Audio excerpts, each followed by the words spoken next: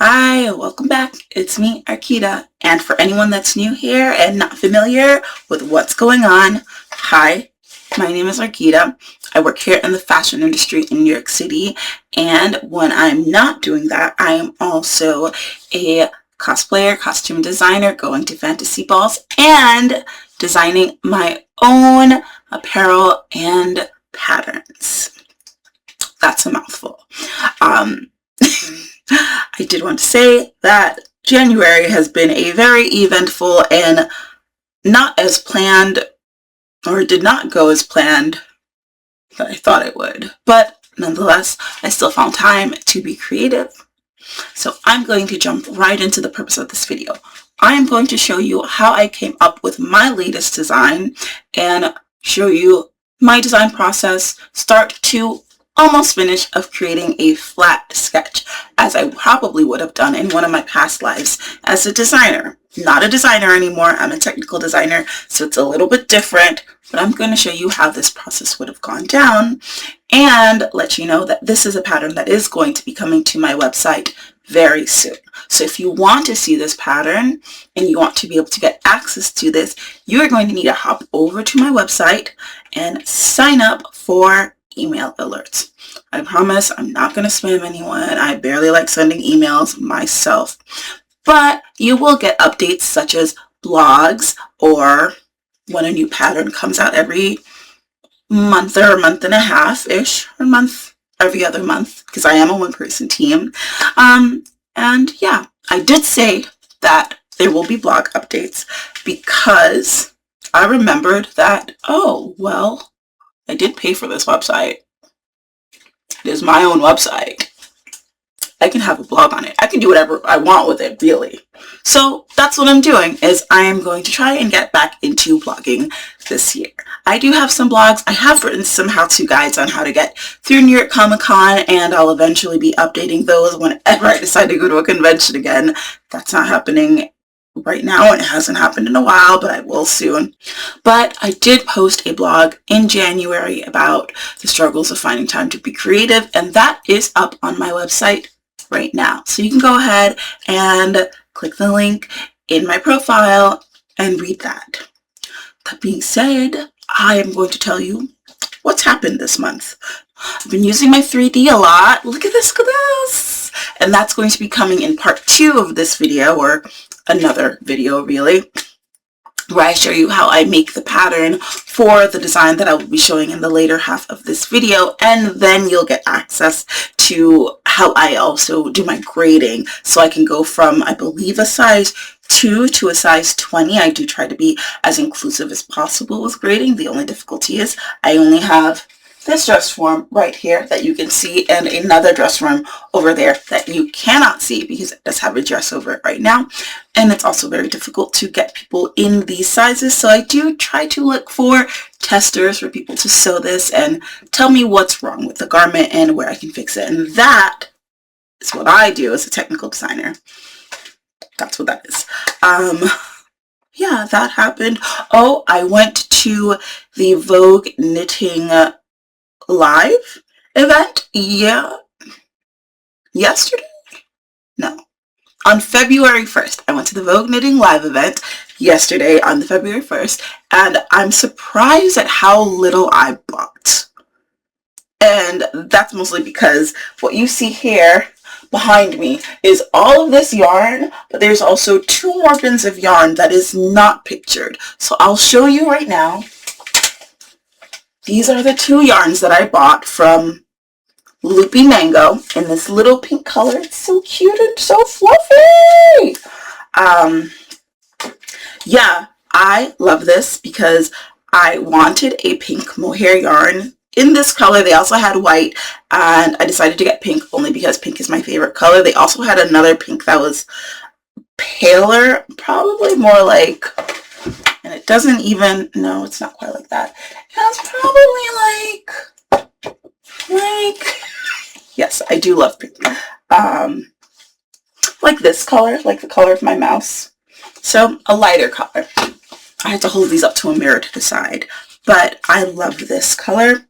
Pink is one of my favorite colors. I do want to knit with this on my knitting machine because, like I said, I still don't know how to knit by hand.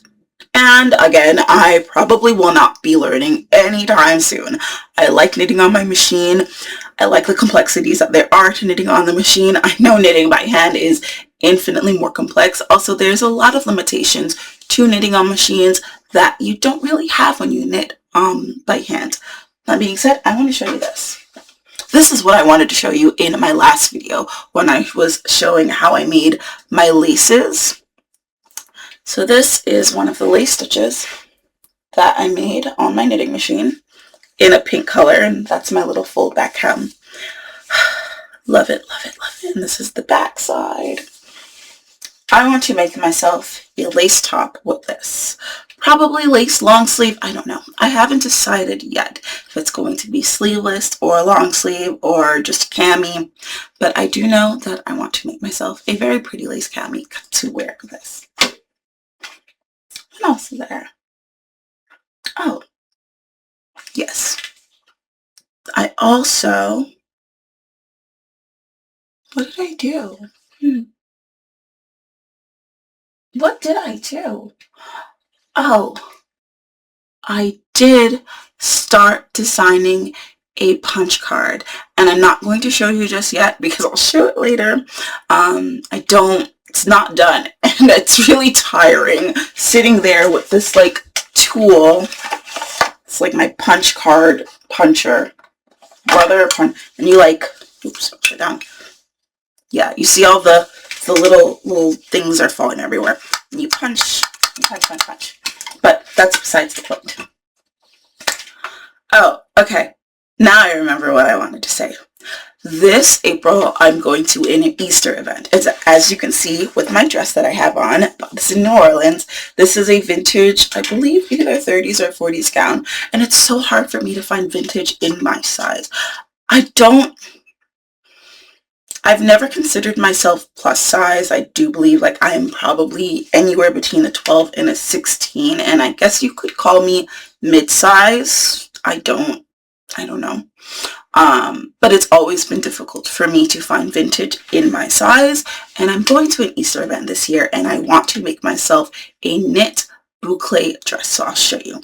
While I was at the Vogue Knitting event convention, I saw this, and it is a beautifully knit boucle sweater, and I was thinking to myself, I absolutely love vintage knit styles. Why don't I try and machine knit myself a knit dress and bolero to wear for this Easter event?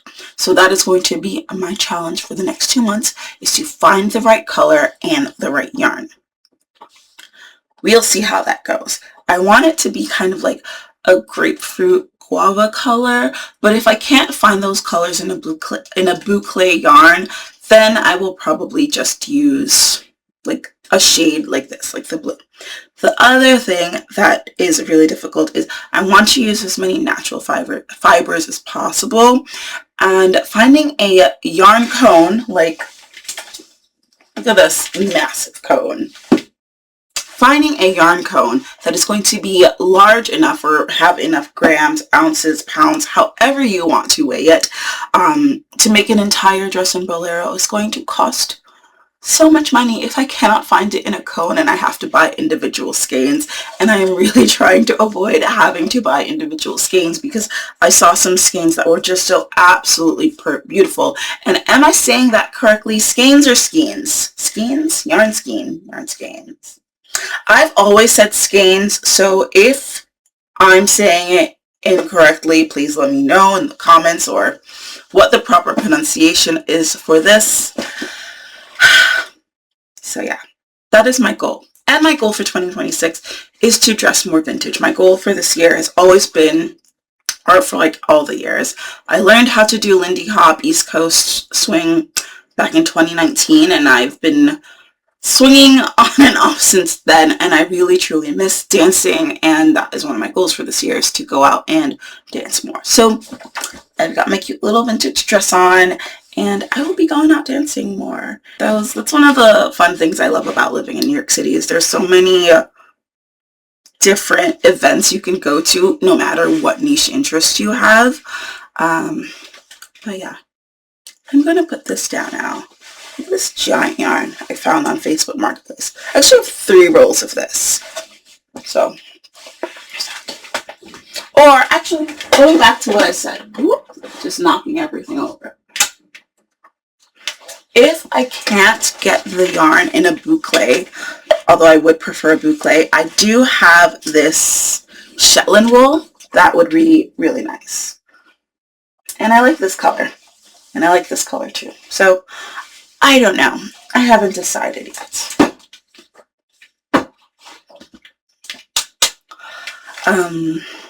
That being said, let's hop into this video because this is going to be really fun as I show you my little snippets of the design process. It's really kind of the whole thing.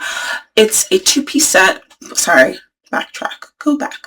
This is me showing you my design process of how I designed or sketched, did a flat sketch of this 2-piece vintage lingerie set, which is a long robe and a matching nightgown. But that being said, let's get to it. I'm going to show you how I designed this lingerie set, and I named it the Rosalie. Why? I don't know. I like the name. So let's get started. So I start by doing a rough outline sketch of what I want this garment to look like and pulling some past sketches that I've done for how I want the outline and coloration to look like. As you can see, I have a croquis that I've been using for years now, and that is just based off of the average female or average size small female body. And I will then go in and I don't start making curves right away. As you see, I went in with just a bunch of straight lines and then went ahead and curved everything out. The hem on this skirt is one that I've used in past bodies and I liked the shape of it, so I'm just going to continue to use it, copying just that little bit and making sure it is now the right size of the robe that I want to design. Here you can see I am trying to remake a hem design, but sometimes with these hems, it does get a little tricky because you want it to look as organic as possible with all of the flare and flounce. But once it comes down to copying it over, it ends up not translating as well. But let's just give this a chance and see how it goes. I am recording this post completing this sketch and post editing this video. So I kind of know what's already going to happen here, but it is good to see what's going on though. It's nice.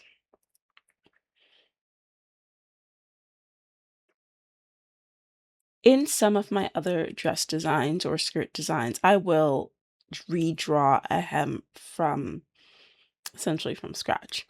Um, but it looks like this one is working out. So next, I add the fullness lines and I increase the size of the waist just a bit, just because it is a very straight piece and there is not a lot of waist shaping, which you'll see when the pattern gets released. Then I align each of my fullness lines to one of the fullest parts at the bottom of the flare at the bottom, and here I'm creating the binding on the armhole, which I'll then zhuzh and make look nicer and even, which does take some work because I do want the binding to be representative of what the width or height of it would be in a real garment, which is about 3/8 of an inch, and it's hard to translate 3/8 of an inch when this isn't exactly to scale. It's just like a fashion illustration.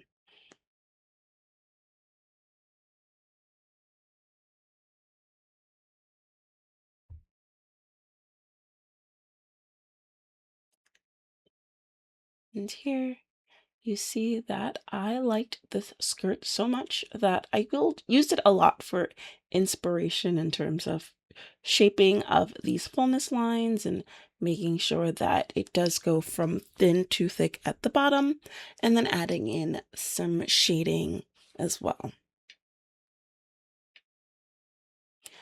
I'll always group all of this together and turn down the opacity on the shadows just so that way it looks more natural, because when you look at garments, usually there is some variation in the shadow.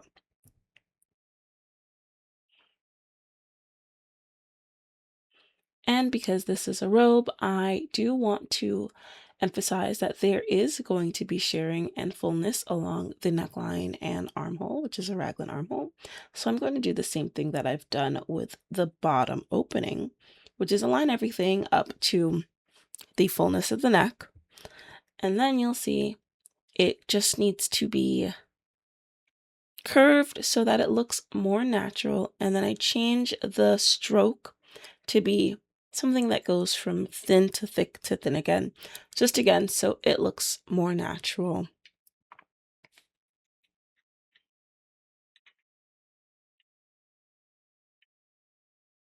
I'll then copy, or what is that called? I drop the color of the outline.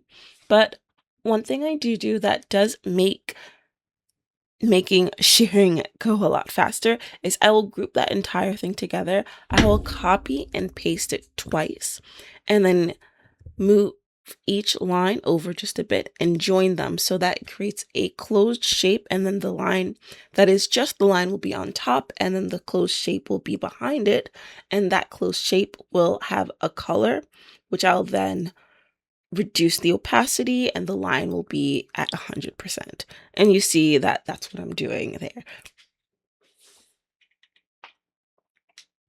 And when I'm fully satisfied with the shape of the neckline, the shearing details don't always move very smoothly, so I will be moving each one individually so that way it all meets up at the neckline.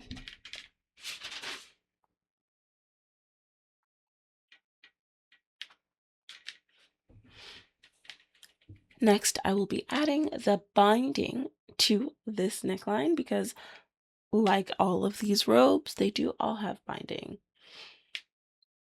And a top stitch. In the top stitch, I will curve the edges and make a dashed line and reduce the weight of the stroke so that way it looks almost like a sewn garment, but in Illustrator form.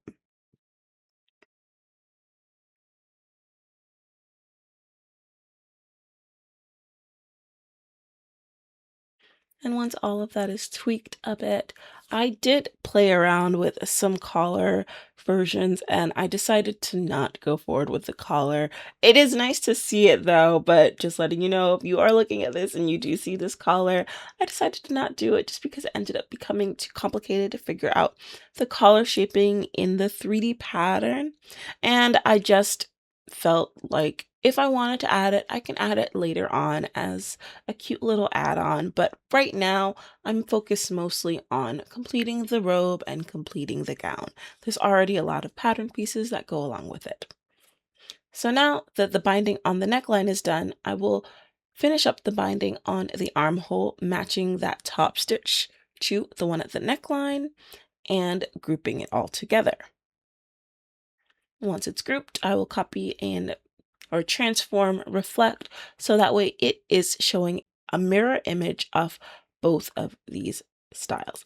But I did forget to add the sharing to the sleeve opening. So here you see that I am adding that little bit of a sharing detail, which I did at the hem and at the neckline, where I'm going in and changing the shape of the stroke, adding in a closed shape for the sharing and aligning everything. So that way, when all this is done, the placement of the sharing looks really nice. And this is something new where I ended up making the points more jagged because then I'm going to go in and curve it.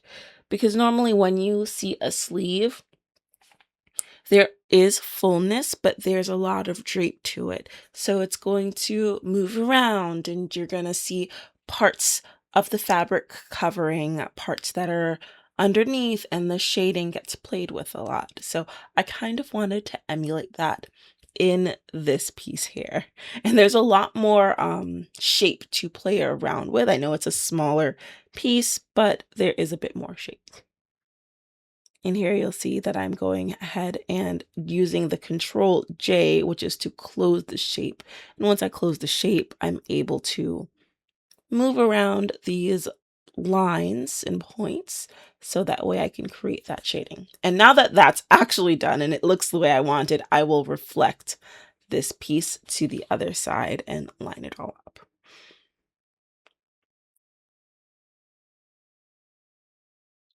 I think this looks really cute. But now I'm going to delete all this extra stuff that I don't need and increase the length of the robe so that way there's an option for a long and a short. And once I have the two lengths that I want, I am going to remove that center front piece and join the two sides together so that way I can create the back. And this is usually how I've always done it in past lives, is just take that same sketch from the front. If it's a two-piece, then I'll join it at the back, but if it's one, what you're going to do is raise the back neck, because the back neck is where it helps to anchor on your body, and the back neck typically is not going to be as low as your front neck drop. So a typical back neck drop in the fashion industry is probably about anywhere from 1/2 of an inch to 1.25 inches. I think 3/4 of an inch is a perfect height. As you can see, I ran into a bit of trouble with the Illustrator, and I just am trying my best to close these pieces together so that way they look like they're related. If not, twin sisters, fraternal twin sisters. And then now I'll do the same thing where I transform it to the other side, and I'm going to edit the neckline on the body so that way it will align to the neckline on the binding. And this is the not fun part, is making sure that these pieces go up to the neckline, because I've changed the shape, and the shape it was in for the front isn't going to be the shape for the back. It's now raised about 3 inches. So now I have to go into each one individually and drag them up, but make sure it's still a mirrored image, which is honestly a bit difficult. And I'm using my A tool, which is my individual select tool. I don't remember the names of all the keys in Illustrator, but I do remember the shortcuts. So it's like the A, and I will select everything because there are 2 points in there. There's the point for the shadow and then the point for the line. And also making it longer because it is the back. So now there's room to increase the length of these lines. So that way it doesn't look like an exact copy of the front, but it looks close enough. Also, the binding on the sleeve opening, so that it looks a bit more realistic, you want that binding to kind of concave outwards, whereas the other one is curved more inwards. So it does look like an actual sketch. This is another not so fun part, is going into this grouping and shaping all of this and moving it all down in a place that makes sense. And then I have to find a way to copy all of this, move it over to the other side. But keep in mind that this entire piece is one whole piece now. So I'm going to have to delete half of my body or a portion of my body, so that way that shape is mirrored. And I'm realizing now I probably should have just done this on one side and then transferred it all over, but that's all hindsight. It works this way. I just have to delete all the other stuff I don't want. And now it looks good. So I'll just take both a front and a back. I'll take the back, reduce the opacity 50%, and group those two together. So you do see the back sketch, which is the back neckline. You see the inside of the gown, and you also see the inside of the sleeve openings, which makes it an almost completed sketch. Here, this is where I keep all my little bits and bots. I call this my library. I have my own little library that I've created, and it's just have all these trims like bows, buttons, you name it, zippers. And because I don't want to have to design an entirely new bow every single time, I try to find things that are as close to what I'm designing as possible and pop that in. And I think this one looks really cute. I am going to want to find a bow that looks close to what a mesh or tulle binding would look like when tied together.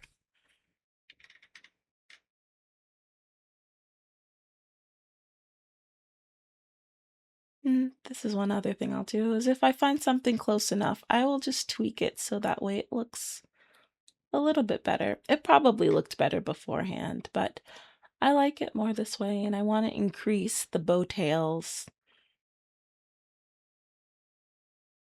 Clean that up and add a drop shadow or a little shadow behind it and reduce that opacity behind the shadow so it's not as harsh. That way it looks like it's sitting on top of the garment, because if you think about it, your bow is on the outermost layer and it does tend to sit apart from it as well.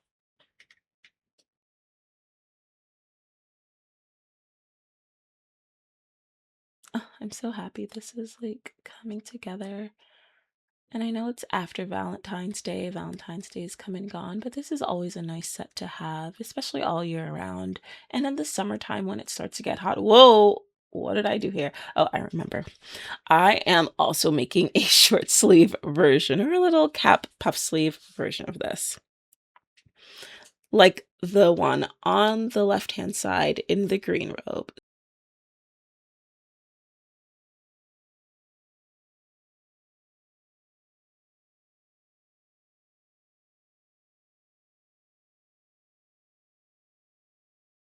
And this is one of the things that I'll do just to make this design pop a little bit. I will give it an outline once the entire sketch is done. And how I do that is once this entire sketch has been grouped and finished, I will drag it off to the side and copy and paste it off to the side. I will use my Shift M tool. I don't know what it stands for. I think it's just like creating a shape. And I will hold my Shift and drag my left click over that entire shape and pick up my Shift, and that will create one whole shape. I'll fill it in with something because sometimes it gets a little wonky and there's some pens and dots in the middle. I don't want all of that. I just want the outline. And so I'll just take that outline and copy it over.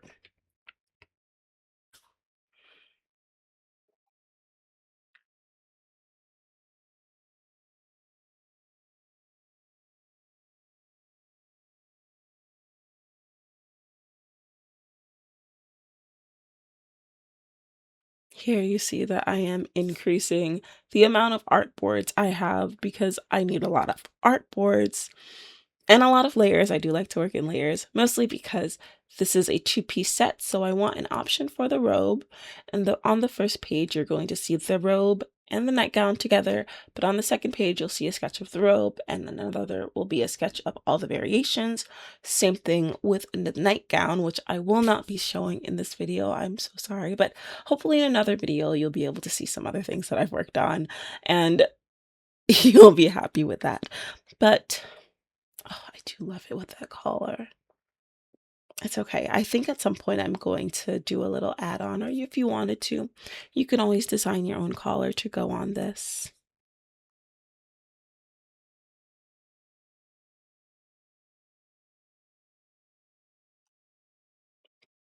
Also, my sketch is a little bit too big for my artboards.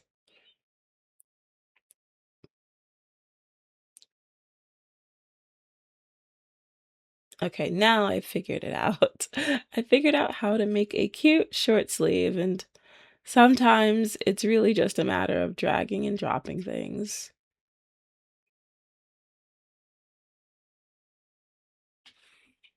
But now I also have to transform and reflect this so that way the short sleeve is representative on both sides and not just on one side. So this will be a fun little project.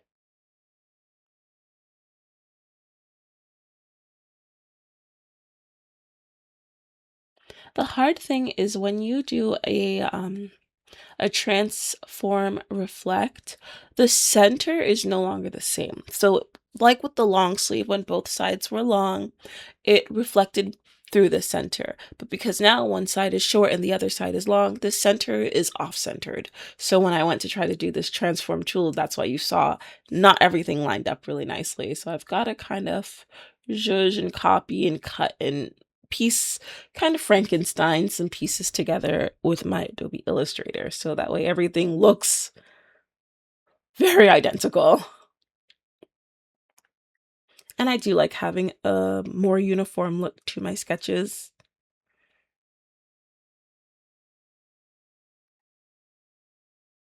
And here you see, now you have the options. You can do a long sleeve short gown, or a long sleeve long gown, or a short sleeve short gown, or a short sleeve long gown. And I'm sorry, I'm saying gown. I mean to say robe.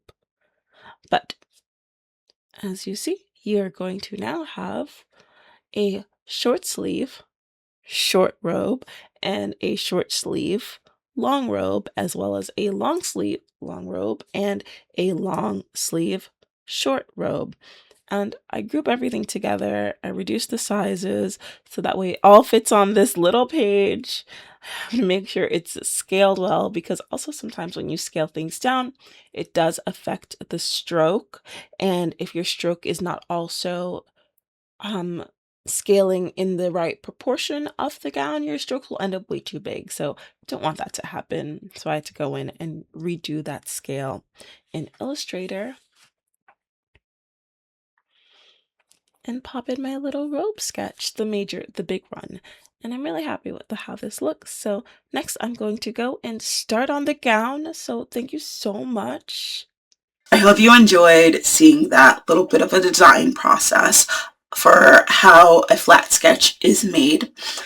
I really did enjoy making this, and if anyone is interested in learning more about flat sketch design, especially in fashion, and how that translates into the garments we end up wearing, let me know down in the comments. This was so fun designing.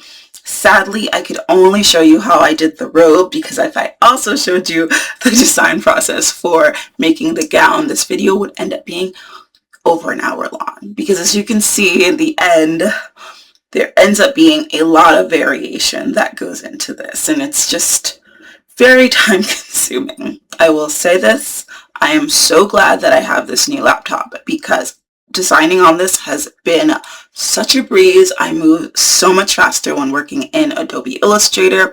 I no longer have to deal with crashes. I no longer have to deal with just waiting for everything to load forever. So Lenovo, Adobe, if you hear this, come sponsor me. I have a Legion laptop and I use Adobe Creative. Sorry. But that being said, I'm so glad you got to see this first half. Here's what the final design looks like with the robe and the gown. And now